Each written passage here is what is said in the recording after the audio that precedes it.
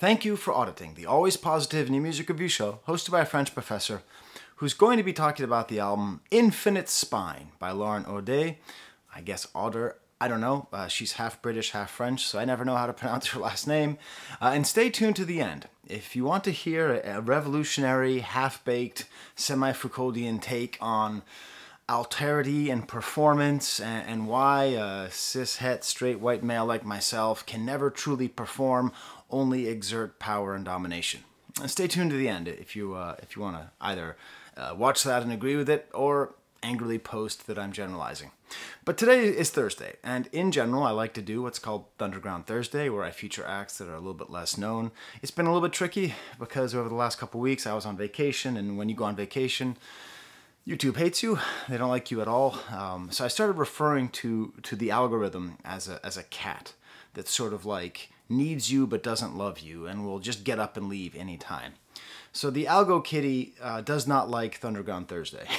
The Algo Kitty always suppresses my videos whenever I talk about stuff that isn't being talked about somewhere else. So I appreciate your watching this and getting this far. Essentially, like every Thursday, I take the Algo Kitty to the vet, and it doesn't like it. But this album, which as you can tell by the title, I'm a big fan of, but I was actually scared to review it. So it came out almost a month ago today. I think I was in Serbia when it came out, but I was kind of scared to review it. I have a online friendly connection with Auder. I've reviewed a couple of her projects, and whenever that happens, I get scared whenever an artist that I know on any level, even if it's just exchanging a few messages, I get scared when they release something new because I want to support them. But what if it sucks? You know, it's not like if the new album by some giant, if the new Dylan album sucks and I say it sucks, it's not like Bob Dylan's going to be affected, So that's one thing. The single that came out before it threw me off because it was a very different style. So, as you know, I prefer artists who throw off their fans, right? That's the best kind of artist. But at the same time, like, I didn't know if it was all going to go in that kind of direction, a little bit more poppy. And then finally, I did listen to it a month ago. I just pressed play. And, like, the third line is about ending one's life by choice out of despair. You can't say that word. It rhymes with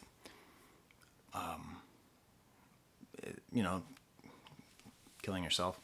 But did you see the gears working there?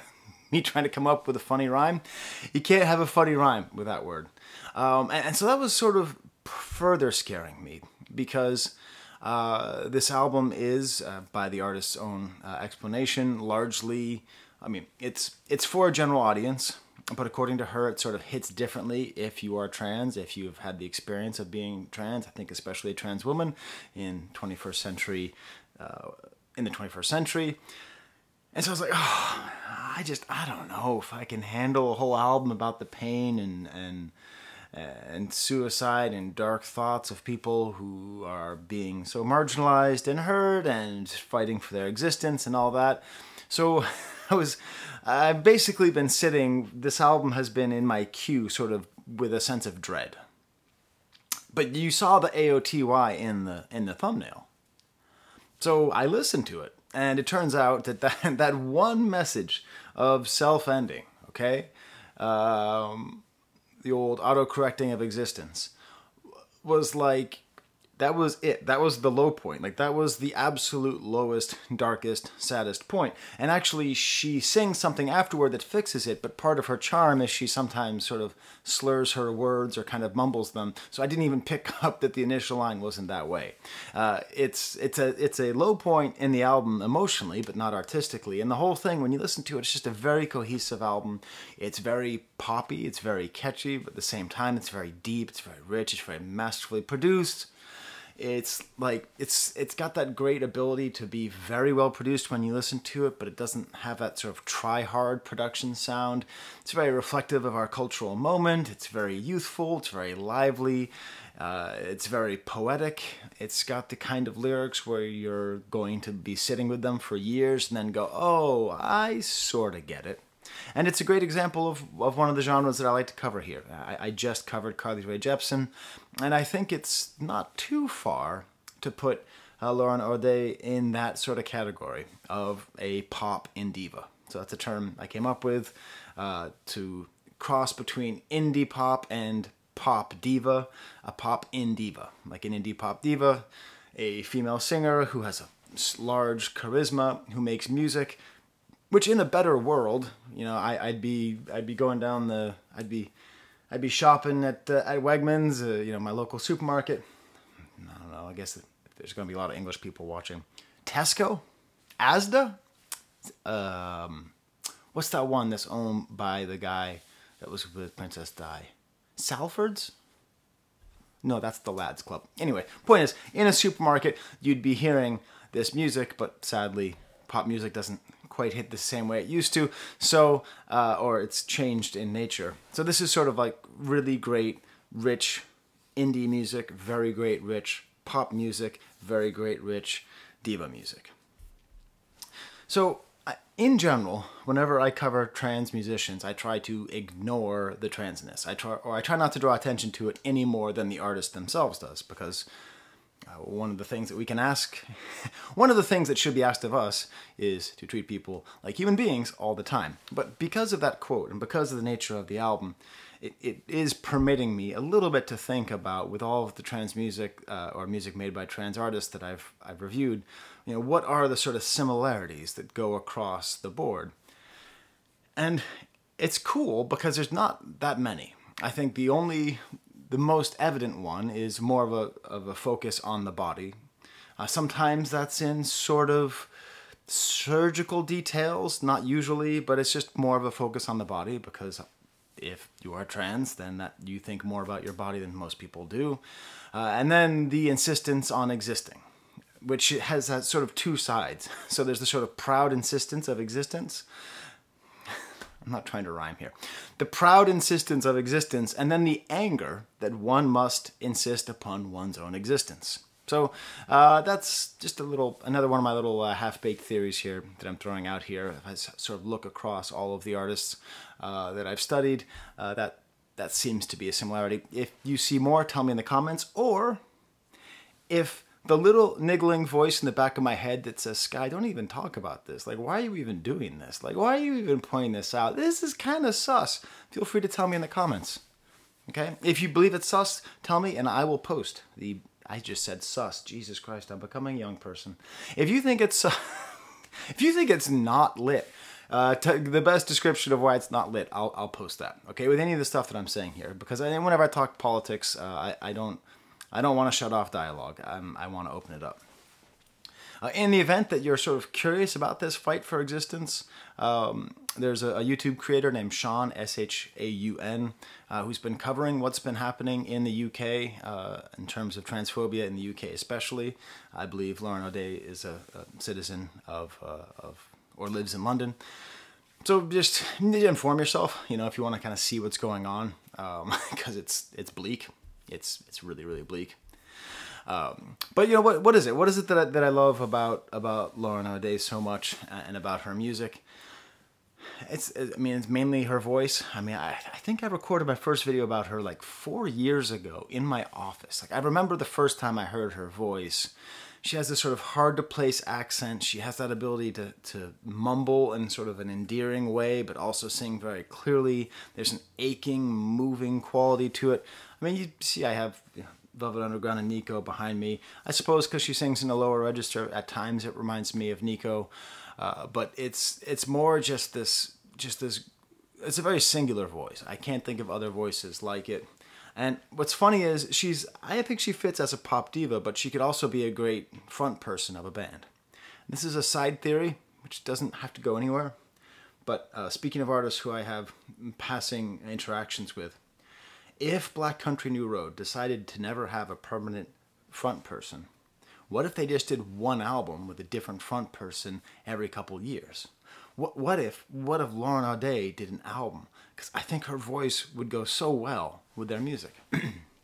Anyway, that's just a little idea off the top of my head. You're not like a permanent, like, because frankly, her music needs to be made on its own, and their music needs to be made on its own. But as far as sort of like a collaboration, that'd be kind of neat. So with this album, it's a lot more poppy than what I'm used to, a little bit less indie. There's still hints of distortion and discord. It's more piano based than a lot of sort of indie music than you'd expect. There's a lot of great work with dynamics, especially the sort of trick that she uses, or I think the main producer, she's working with a fair number of producers here. I think the main one is someone called Deviance. There's no like D-V-I-A-N-C-E, Deviance. It seems that the trick that they like to use, which works every time, is sort of have a quietish beginning of the first verse and then build up on the second half of the first verse and then lead into a more triumphant chorus. Often the triumphs in this album are sort of like marchy drums. And, you know, these lyrics, they're, despite the first lyrics, there are sort of themes of ropes and being hanged and being at the mercy of a faceless cruelty. There's also an uplifting sense to this album, a real need to continue existing, a real need to... the truth is that just existing is a triumph, right? Every day you wake up and then you go to sleep. Like, that day is a successful day. And this album isn't quite that bleak. It's not that dark of a theme, but that's sort of implied in everything here. That as long as the thing that was described in the second line of the song, as long as that's not given into, we can start and have something important. There's also what I'm going to call bizarre numerology. You're going to get to see me put forth all sorts of ridiculous theories about why she's putting numbers places. And sometimes I won't even try. He makes it more mysterious. I think it helps to lead into sort of a Lauren Auder cinematic universe, you know, like, it's fun. It's fun when musicians leave little breadcrumbs. Because I am in contact with her on Instagram, I almost texted her last night, or DM'd her, whatever it is you kids say, saying like, okay, but what does this number mean? But then I realized, you know what, then she would tell me what the whole song means, and she'd give a whole explanation, and that would be more interesting than what I'm going to say, but it would taint the way that I'm thinking about the album. So I'm just trying to process it and share it with you. Before continuing, please smash the like button. Please subscribe if you haven't. Again, interacting with videos that the Algo Kitty hates really helps the channel a lot recover. If you want to support my Patreon, you can. I had a lot of money in my PayPal from like months and months and months of you know, like the ads and stuff that you watch, and then also through Patreon. But then someone stole all my PayPal money. Hey, here's a public service announcement. You don't need a VPN. You do need to make sure you have two-factor authentication on everything. I had it on YouTube, and I had it on my bank, and I had it on this and that. It turns out I forgot to turn on two-factor authentication. So anyways, that's a nice thing. And if you put in the letters AVAA anywhere on any comment on any of my videos ever, I will always see it and give you a heart. I don't know how to make the heart with my hand, but I will give you one with a click of the mouse. So let's get to the stamp of the album. 118 Madonna. 118 Madonna. This really has everything that I love about the album in one song.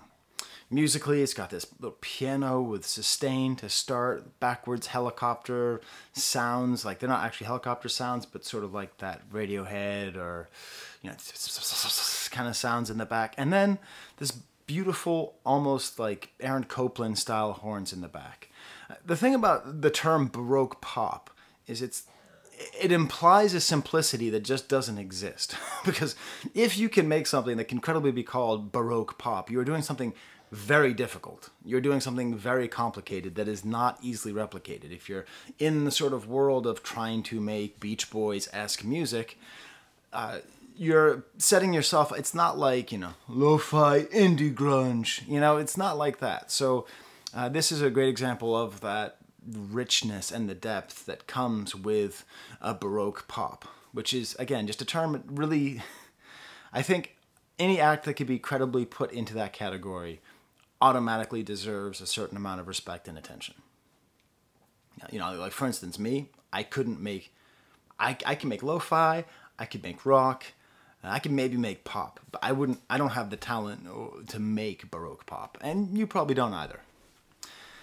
So they've got these kind of horns in the back, like almost like a typewriter clicky clacks in the back. By the time the chorus comes in, we have that build up with kind of slightly march-like drums. Then the second verse, it's just toms and piano and the breath. And again, her voice is always at the center here. The drums develop even more in the second verse. We get more horns. And then the second chorus is almost triumphant again. More horns in the back. And these lyrics, which I'm going to read in their entirety, are just soaring everywhere. Then the next verse, again, it's just piano, just the voice. Just the voice, the voice, the voice. It's like she has this voice. She has this God-given voice, which she's obviously worked very hard on. And you just want excuses to hear it. Almost like some triangles maybe in the back and some like thumping sub bass, and then the outro pulls it all together. Everything gets pulled up from the back, and it's just this elation that you feel at the end. Meanwhile, these lyrics are the perfect distillation, I believe, of what makes her lyrics so great. So it feels like it's a lot about the difficulty of transitioning, or the difficulty of transitioning in the society as it exists now, right? It's not that hard to breathe unless you're underwater, in which case breathing becomes a very, very crucial thing, right? It's not that hard to exist unless you exist in a culture which increasingly wants you to not exist, okay? Again, let's not downplay the importance of stating your existence when your existence is in question. But it's also like this interesting feminist theory about the way that women in general are treated. So it's sort of like, and this is just my interpretation, it feels to me like it's simultaneously a great feminist work about the way that women's bodies are thought of, and then a great trans work about the way trans women's bodies are thought of, and then it's sort of mixing them together and then just throwing in like a bay leaf of confusion and mystery, so that the whole soup is like, I sort of get it, but it's not right on the nose. Had to grow an extra rib just to survive. That's that body stuff I'm talking about. I assume this might be like an Adam and Eve thing, like being assigned male at birth, and if you grow an extra rib and then you take it out, then theoretically that rib can become a woman. So,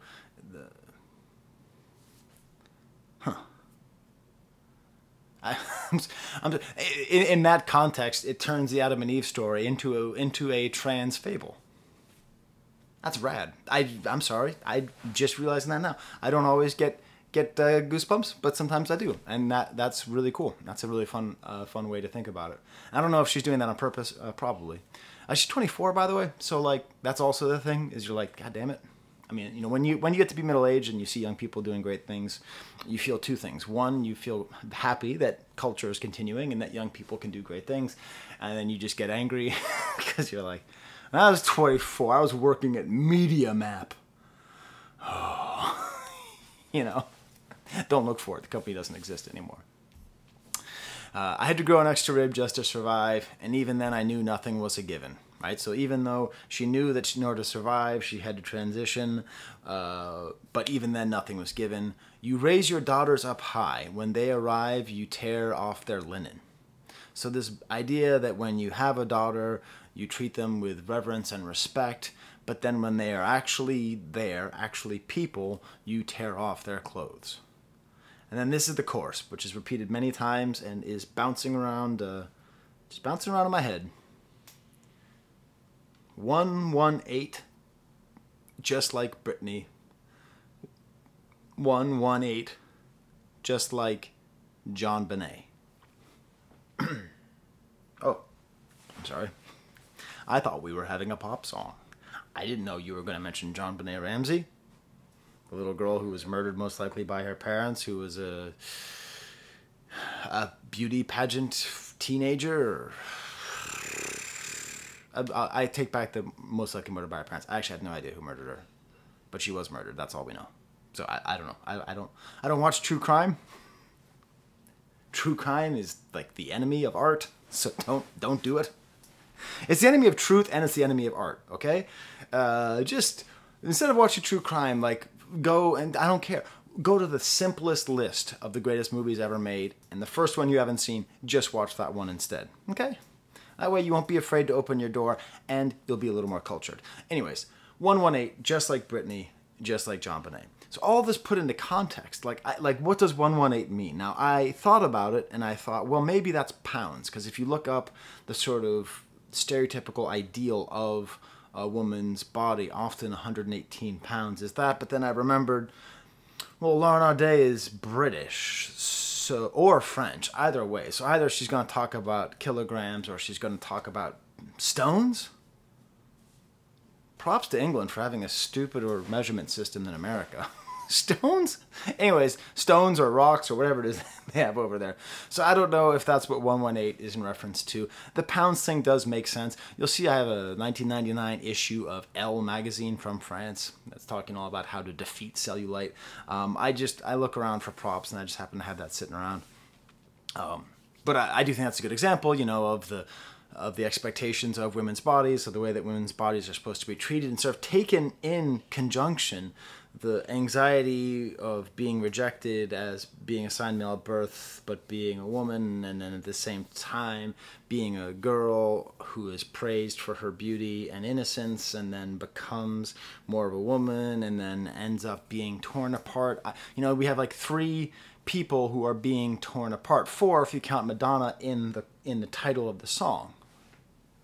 So you have these sort of like 4 women for sort of different reasons and different ways who are torn apart by, I'm going to use the P word, patriarchal forces, which demand that their bodies be otherwise. And ultimately they are, either their lives are ruined, lives are ruined in the case of Britney, they're ridiculed in the case of Madonna, they're murdered in the case of JonBenet, or they are refused the right to exist in the case of Lauren Auder. So those were 5 lyrics, okay? Those are 5 lines of lyrics. I told you this was a great album. No pretty way to tell you how much I lied. Hell is a body in which I just cannot reside. So again, I'm not trans. I have trans friends, but I'm not trans, so I don't know what it feels like to be trans. But a lyric like this does the thing that art is able to do. The same way that if I listen to a song from the Dust Bowl and and I hear someone singing about wanting bread and being hungry, I'm not hungry now, but that helps me relate to the feelings of hunger. This helps me to relate to this feeling. Hell is a body in which I just cannot reside. Beautiful line. Also, because she's half French, I'm assuming this is kind of a Sartre thing. You know, anytime you say what hell is, it's usually a reference to Sartre. But I don't know if she was like raised in France or anything. We'll get back to that later. I know others' gaze left you feeling hollow. I lost myself in shapes that were just not mine. So others' gaze follow. Again, that's why I've got the Elle magazine in the back. Cellulite. Jesus. That's terrible. It's terrible. The fact that there's even a word for whatever that is, it's just terrible. Human beings have failed. That bugged me in the Barbie movie. Like, yeah, it's funny, kinda, but is it really? Is it really funny? Should we be laughing about the existence of cellulite fighting materials because you just can't fight it because it's just part of having a human body? Okay. In age of spectacle, you can't count on being kind, but you'll keep searching till you figure you do find. May some of these words help you with your fight. Can't make us theirs, oh try as they might. So here, this song, which is a sort of a confusing thing about JonBenet Ramsey and Britney and Madonna and all that, here it's just a straight up fighting anthem. May these words help you with your fight. They can't make us disappear. It's awesome. It's great. It's just great. Really. It's just because her voice is so mysterious and ethereal that it doesn't come across as sort of like, sisters, let's do it, you know? But that's what this is. The song could be called Sisters, Let's Do It, and it wouldn't be wrong. It's done in this way, which is a little bit haunting and a little bit eerie and a little bit unsettling, because I don't like thinking about JonBenet Ramsey, because I personally, and this is a personal opinion, I'm against senseless murder of children. Airport confessionals and your father's eyes, no matter what was lost, I trust you'll be fine.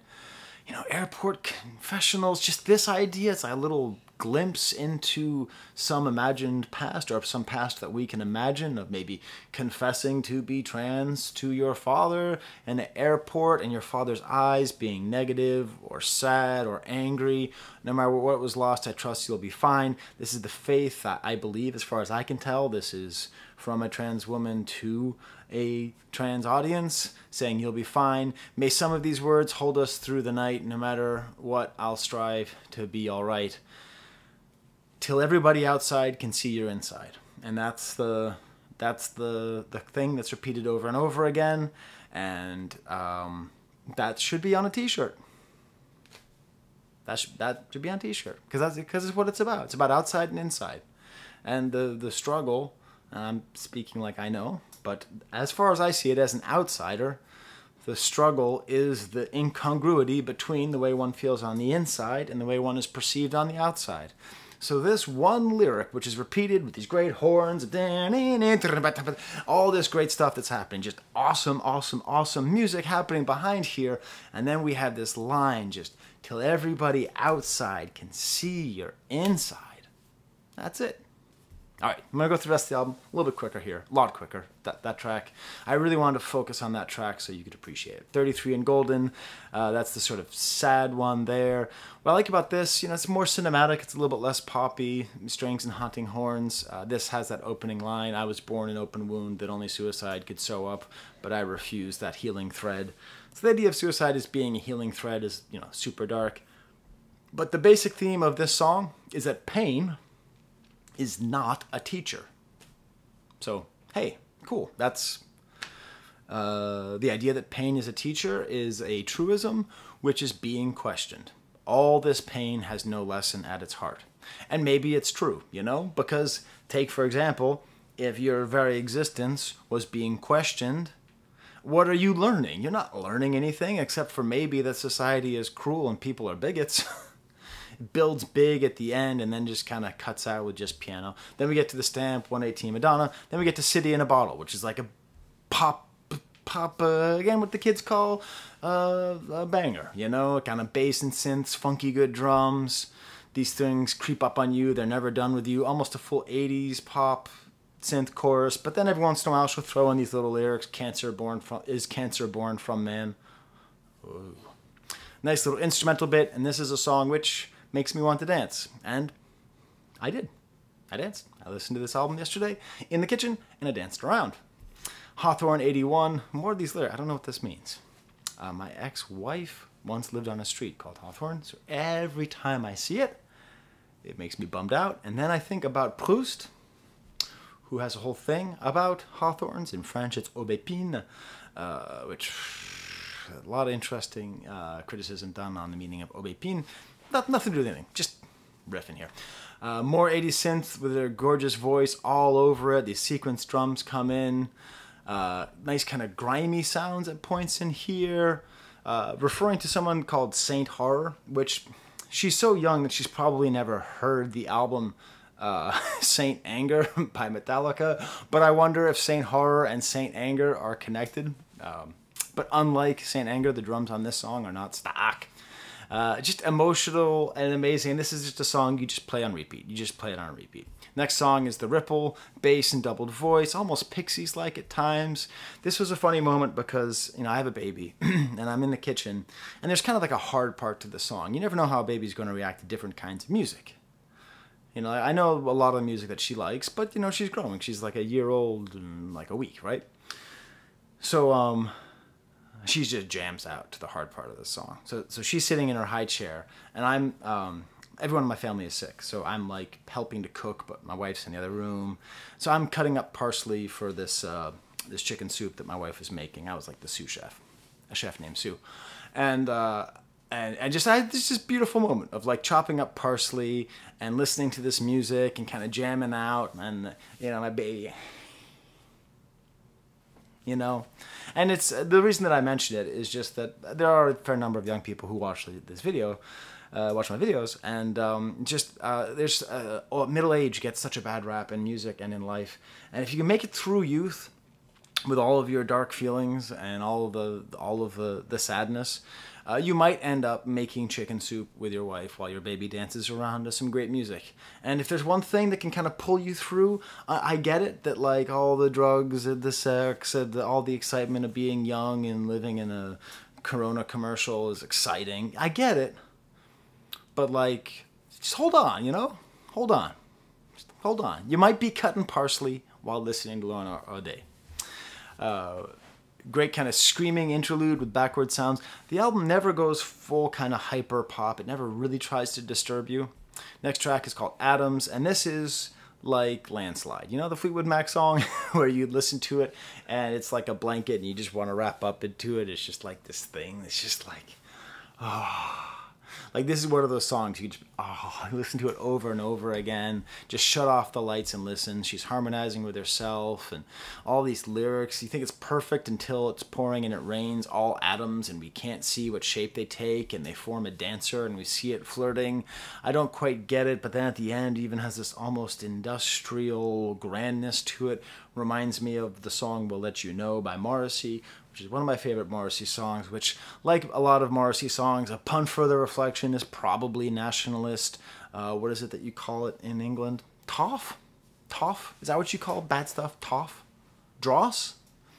Nationalist horse hockey. But still, it's a beautiful end to a song. Next track is Equus. This was almost my stamp. Another piano that has a little bit of playful scent as well. Some good hard drums come in as well. This has less repeated structure than the rest of the song, the rest of the album. I sort of like that. I maybe like more of that. If there's sort of one criticism, maybe more songs like Equus with a little bit less predictable of a structure. I don't know what Hypyrus kerosene means. Hypyrus is some plant. Kerosene is kerosene. Reminds me of Eve Toomer. But then the end is just beautiful. What if my youth obsesses you? What if my youth intrigues you? And that's the thing. Yeah, I remember being young and attractive, and I'm gonna be honest. Like I was very rarely picked up by women, but quite often men tried to pick me up. And I always sort of wondered, you know, like, is it just that I'm young? Is that it? Is that it? Is gonna world is a vampire me, and like you're all of a sudden gonna be young? So I don't know. It's a great line. 7:30 Kingfisher. It's the next track. More dynamics, piano, beautiful, bizarre verse. Jerusalem, a child sings. It true. A black dog through a window haunting. There's a vision of the past coming through, but the past is always new. Beautiful idea. Past is always new. Data, D-A-T-T-A 920. Another super catchy one. And being in the abyss breaks into a little march. Then we get to that single, We Two Assume Too Many Two Roles. I'd never heard We One Assume One Many One Roles, so I didn't know if I'd be able to follow this song. This is, I believe, I don't know if it's on purpose, but this is an indie reboot of the song 1,000 Miles by Vanessa Carlton. It has that kind of vibe. I'm selling it short because it's got these great production notes with flutes and a great instrumental outro, and the more I listen to it, the more deep it is. And I love the idea the whole thing is based on her being in a taxi and just wanting to get home, and the taxi driver just sort of talking, and then the taxi driver just says, we assume too many roles, which is like a beautiful, true thing to say, and maybe it's sort of a late-stage capitalism commentary, but it's great. Being There, all my 48s, voice and piano. The drums come in for some dynamics. There appears to be a James Brown pitched up in the back. I don't know if that's true, but I hear it. Great grimy sounds, sort of industrial sounds behind the last verse. Again, sort of more of these kind of body themes. I don't know what 48 means. Not much has changed since I took this name. But all my 48s feel less heavy on my broad shoulders. Now the record's straight. You know, the mention of the broad shoulders, you know, it's a fact that of all the difficult things one has to do when one transitions, you have to deal with the physical realities of your body, and broad shoulders are traditionally associated with men, and if you're a woman with broad shoulders, it is seen as... So, you know, it's an interesting, like this little line here. I can abstractly understand what she's saying, but I bet for the people for whom it is written, it really is very clear. And then we get to the final track, The Moment of Happiness, It's a little waltz, and it's about not wanting to die for your beliefs. There's nothing in this world I could teach you that wouldn't be better learned by itself. She's 24, but that's a pretty wise line. And that's what the song is about, that it's not worth dying for ideas, that you just have to keep going. I don't know if she's listened to Georges Brassens' Mourir pour des idées. Mourir pour des idées, oui, l'idée est excellente, et moi j'ai failli mourir pour pas savoir. Anyway, I don't know the exact lyrics.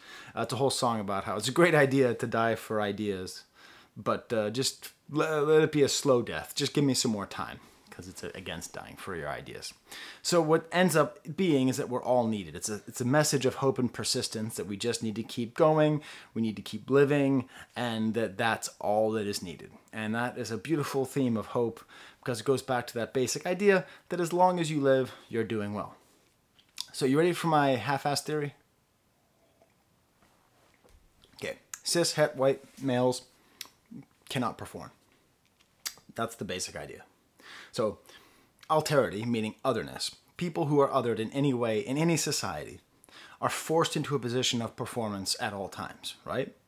So, the easiest example with the context of this album is when you're a trans, when you are a child, you have to perform one gender, and then you're performing a gender that you do not identify with, and then you transition, and then you're still performing because you're performing a gender that is your natural, you know, how you actually feel, but it is not how you are socialized.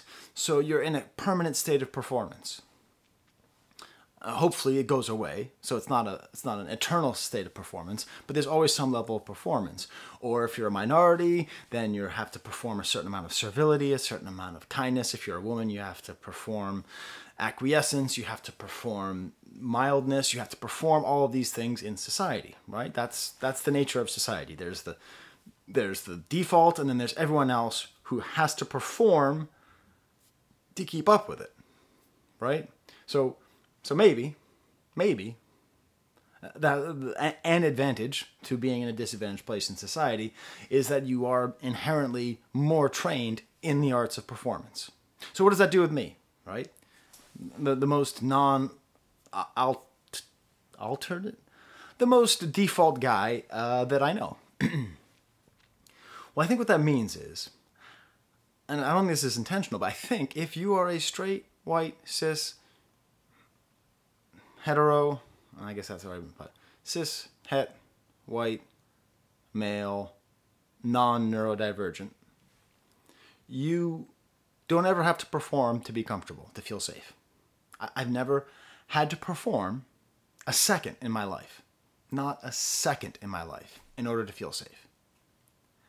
But I'm a performer. This is performance. It's intellectual and it's all that, but it's performance. I think inevitably, any performance by a cis, het, white male is an expression of dominance. I don't want it to be that way, but I think it's true. I think every time I talk, every time I come up here, I am performing, but to a certain extent, against my will, I am reinforcing the societal dominance that was placed on me with the ease and confidence with which I perform and take my place at the center. That it's inevitable, it's not intentional, it can be intentional, but it's not intentional. That's what it is. So there's a theory, half-assed theory. If I were a different kind of academic, I would put that into a paper. But I'm this kind of academic. I put it at the end of Thunderground Thursday. So tell me in the comments what you think. Do you disagree? These are my Patreons. Eventually, I'm going to get some more money in my PayPal thanks to these folks. I'm going to buy that Lauren Auder album. It's great. It could be the album of the year. All right, it sounds like my wife's awake upstairs and the baby and everyone's coughing and sneezing and got bloody noses. I'm not sick yet, so thank you all very much. Until next time, there's the camera.